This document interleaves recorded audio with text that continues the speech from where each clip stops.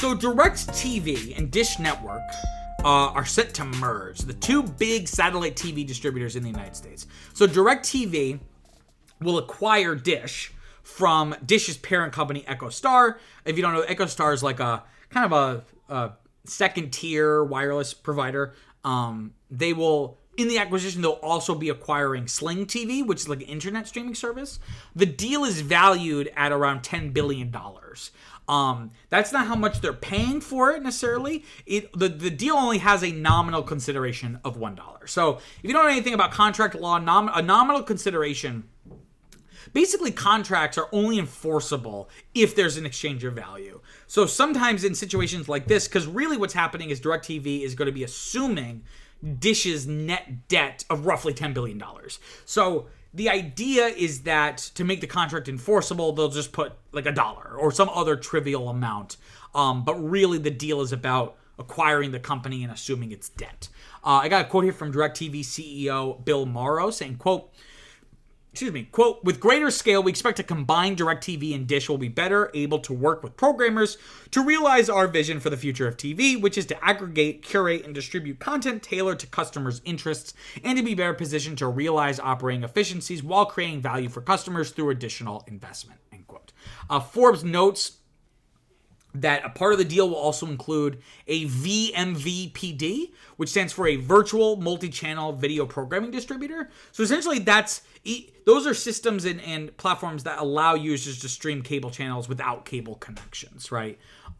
So I'm trying to think of an example, but like maybe like YouTube TV would be like an example, right? Like you don't get a cable subscription, but you are still able to access these channels.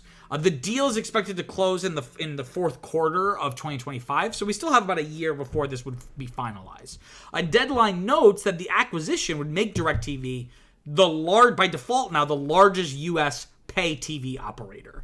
Right now I forget who is the biggest. It might be either Charter or Spectrum. But if they were to combine, their combined user base or customer base would amount to about a quarter, about 25% of the U.S. market. Unrelatedly, but at the same time, in addition to all this, AT&T will sell its 70% equity stake in DirecTV to TBG Incorporated, which is like a private equity firm that already owns 30% of DirecTV.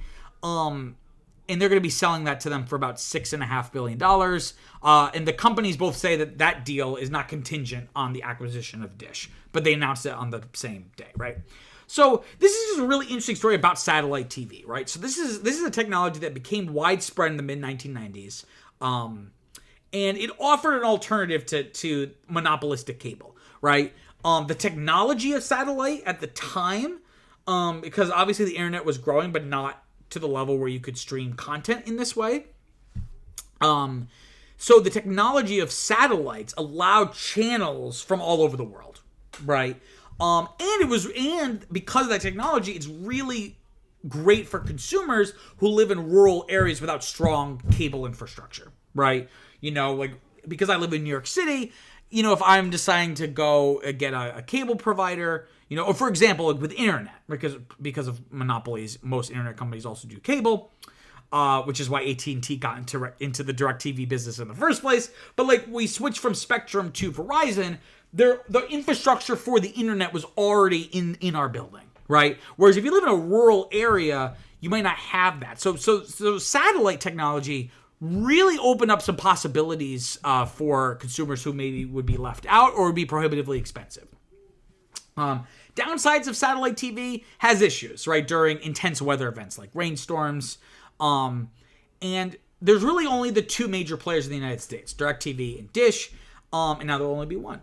And like cable, it has struggled in the streaming era, right? Variety notes that both companies have offered internet-delivered pay TV packages, but these revenues have not offset the losses of people churning and unsubscribing or canceling their satellite television subscriptions, right? So this is raising interesting antitrust questions, right? So you have two major satellite TV companies. Those two companies combining into one dominant company would normally raise some concerns, right? But Variety notes that they would have a combined 18 million customers, but that would be down 63%, almost 2/3 from their peak levels in 2016. And it's not a big, ultimately, I guess, to put it, casually, it's not a big deal.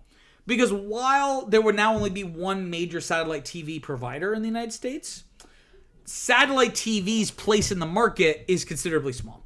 One company dominating an underperforming sector of an industry does not a monopoly make necessarily. Because satellite is, while DirecTV will be individually the biggest pay TV provider, the share of satellite is way smaller than the share of cable, and especially streaming, right?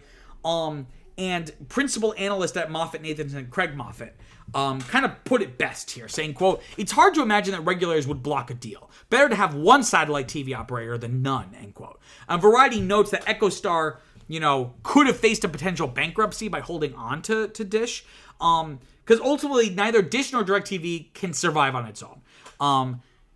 Because of the downsizing of traditional pay TV in favor of streaming, if both companies were forced to be separate, there's no way either of them would have survived for much longer. And it could give them, it will give them greater negotiating power with companies like Disney. If you've been following the channel, I did a story about this recently. Disney and DirecTV got into a contract dispute about rights and being able to provide different bundle packages for customers. If they have a bigger share of the pay TV market, that would definitely give them a little bit more leverage. And again, but because of the shrinking of the traditional pay TV market, this wouldn't have been possible decades ago. And Forbes notes that the two companies proposed a $26 billion merger back in 2002, which was rejected by the DOJ at the time because, again, that would have been anti-competitive. Now, not as much. Though this isn't necessarily all upside because, mergers mean layoffs. It inevitably, I don't think there's ever been a merger that didn't involve some layoffs, right? Because when you combine two companies, there are going to be redundant positions or departments even that need to be downsized or eliminated entirely, right? You might want lots of people for your marketing team, but you don't necessarily need, like if you're combining your two companies, you might not need a marketing team that now combines both of them, right? You might decide, okay, we're going to fire half of you, right? Because we don't need all of you anymore.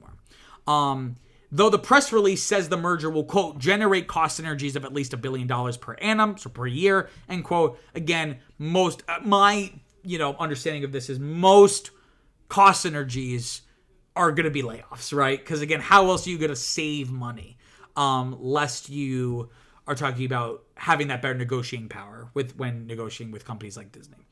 And again, the other facet of this, of AT&T kind of pulling their stake out of DirecTV, again reflects, and as well with the fact that EchoStar is the one selling off Dish, reflects wireless companies getting out of entertainment. So there was this moment, maybe about a decade or so ago, where, it seemed like wireless companies might really become major players in the entertainment space. AT&T, acquired Warner Media.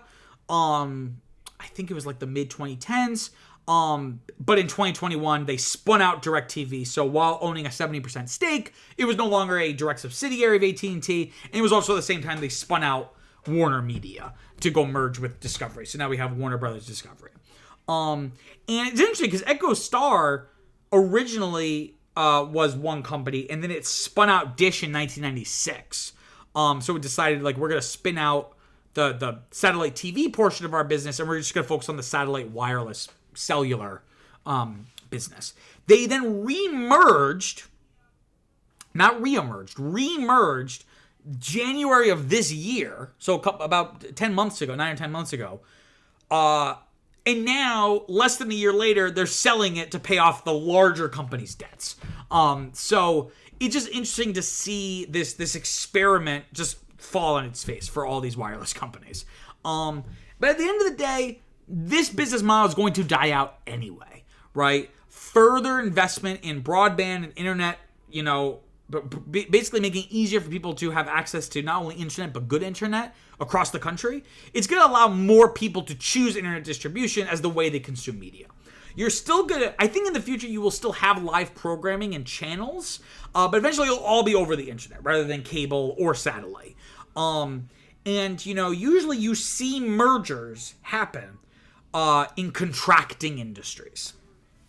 You know, the entertainment industry has been struggling, you know, and I wouldn't be surprised if within the next decade, DirecTV, a satellite company, merges with a major cable company like Charter, like, I'm trying to think of another one, because I think Charter controls Spectrum, right? But any of these cable companies, which today would be impossible because that would be really anti-competitive. But in 10 years, again, I think the share of people's media consumption when it will be so small when it comes to traditional pay TV. I would not be surprised if you see this combination of cable and satellite. Put them together, we have to fight against the streaming services.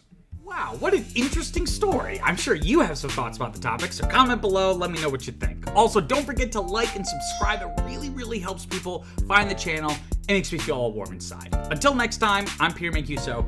Peace out.